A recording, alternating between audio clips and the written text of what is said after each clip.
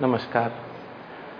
Today is the day when we're going to learn more about yoga and the science, how this science grew up, how this science worked.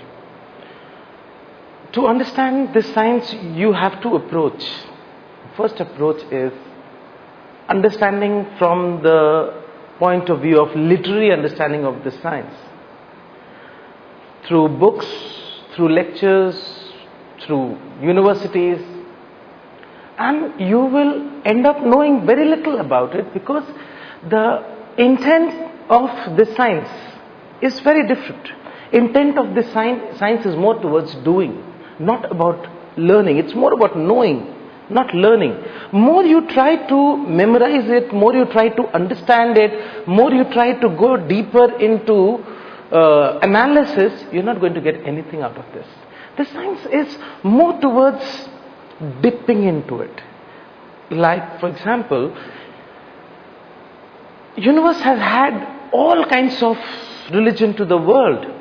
Even if you look at Christianity, they never taught the last chapter of Christianity, the book of Revelation. Book of Revelation bestowed to Judaism. The two books of Revelation. Even Vatican City doesn't teach the last chapter of the chapter called Revelation. Why? Because to enter such books, to enter these chapters, you have got to dip into this.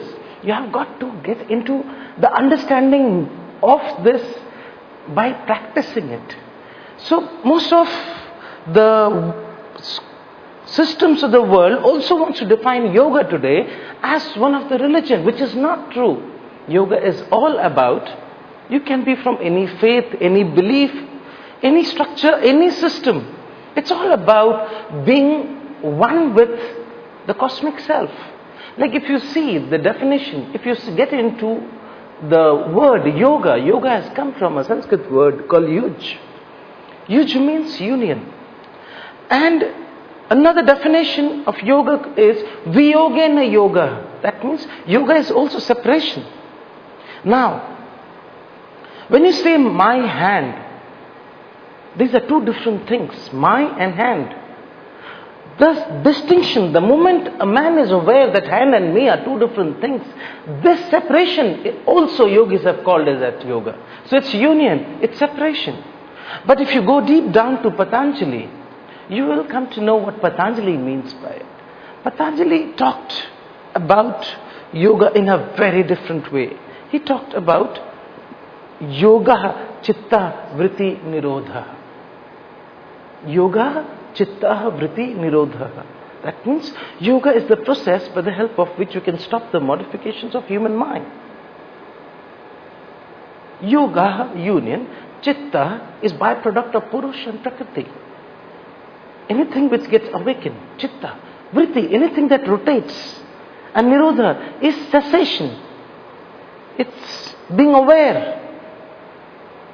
Now, if you combine all these words, yoga, chitta, vritti, nirodha, you'll come to know that yoga is such a powerful process. Here, if you see the definition of yoga, there is no asana in it, no pranayama in it, no kriyas in it, no bandhas in it. Yoga simply says it's an art to stop the modifications of the mind.